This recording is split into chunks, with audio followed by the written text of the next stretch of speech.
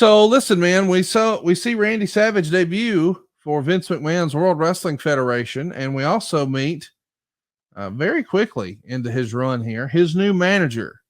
It's not going to be Bobby the Brain Heenan. It's not going to be Slick. It's not going to be Captain Lou or the Grand Wizard or any of the other crazy heel characters that we've got running around. It's Miss Elizabeth. And my understanding is he met her down in that Kentucky area. Did you get to meet Elizabeth at all in Memphis or see her at any time during the Memphis piece of his career? Or do you see her for the first time like we all do on WWF programming? A few spot shows and like a hello, but I can tell a story about Eddie Marlin because Randy, I mean, when he worked, well, he did it his whole career. He would always get to the building early, and he's a business guy. And Eddie was very accommodating, and Randy'd get to the town early or whatever it may be, but he made sure that Liz had somewhere to sit away from the fans, whether it's up in the back or whatever. So he got to know Liz as Randy's girlfriend, and that was it. And then fast forward, whatever year, 2 years later, and specifically when they really got into the storyline, Eddie was, I guess you could say, kind of amazed at amazed, a fan. We're all got a mark in us or a fandom in us, but how Liz was portrayed, because she was the anti-manager. She hardly ever spoke and never did anything heelish, but a huge part of Randy's presentation. And so, here in Tennessee, it was Randy's girl. Next thing you know, she is same billing as Hulk Hogan. It was a fascinating transformation, if you will, for us that knew Randy when he was here. It really is something else to see how quickly he has so much success. I mean, the Intercontinental title run, I guess we should mention, he has that George Steele feud that really puts him on the map, especially with Miss Elizabeth.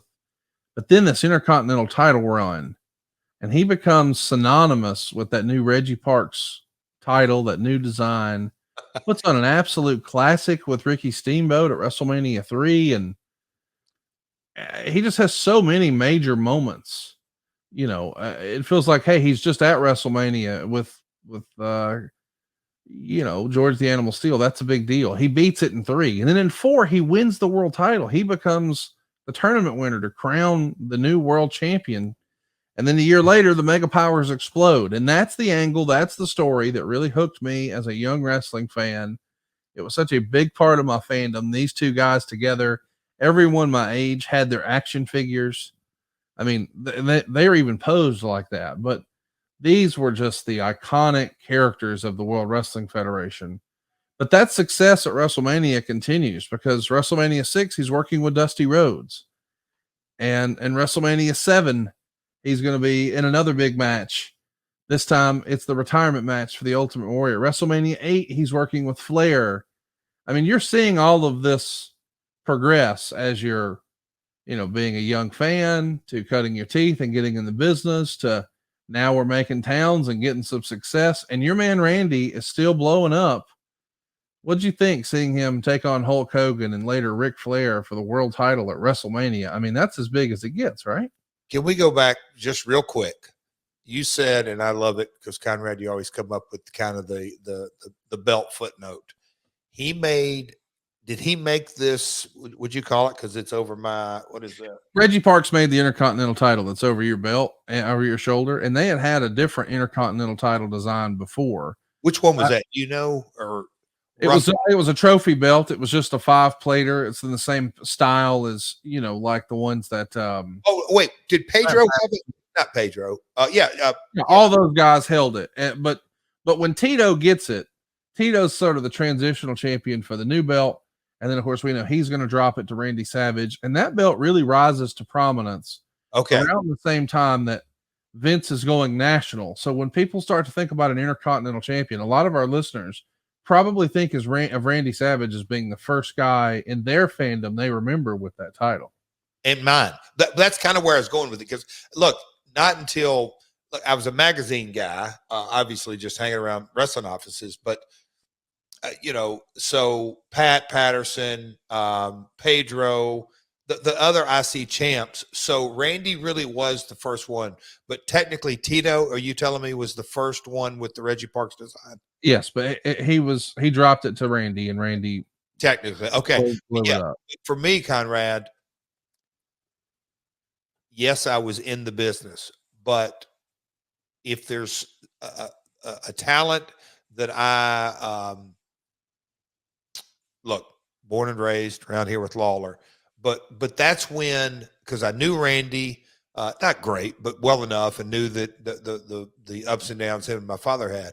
But to see him, knowing that, okay, he's not much taller than me or my size, or we were close, and he was in Memphis, and his rise to prominence, and like you said, he was always up there. I think in a lot of ways, Randy, I aspired that if he comes from this area and can get up there on top, I at least got a shot at it.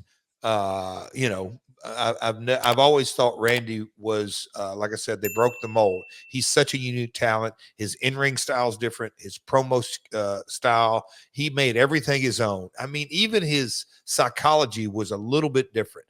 That, to me, masterpiece he put together with Ultimate Warrior. And look, everyone knew that Warrior just was, he was a gimmick wrestler and drew a boatload of money. But for Randy to have the kind of match he had with him, I respected Randy's ability to work with anybody, like I do Lawler. But their skill set is, in a lot of ways, just a license to print money, because they can work with anybody and draw money. And I respected that so much. And seeing Randy on the stage of WrestleMania year after year after year after year, it just kind of, in my mind and in my fandom and in my business mind, it put Randy on a pedestal for me. Hey, it's Conrad Thompson here to tell you a little more about what AdFreeShows.com is all about. Get early, ad-free access to more than a dozen of your favorite wrestling podcasts every single week, starting at just $9.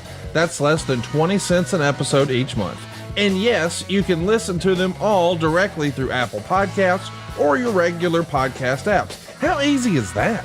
Ad-Free Shows also has thousands of hours worth of bonus content and docuseries like Title Chase, Eric Fires Back, Conversations with Conrad, and The Insiders. Plus new series like The Book with David Crockett, Monday Mailbags with Mike Chioda and Nick Patrick, and a whole lot more. And you want to talk about early? You can't get any earlier than listening to the shows live.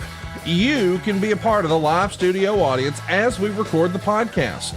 Plus, ride shotgun alongside your favorite childhood heroes for live watch-alongs, Q&As, and other interactive experiences every single month.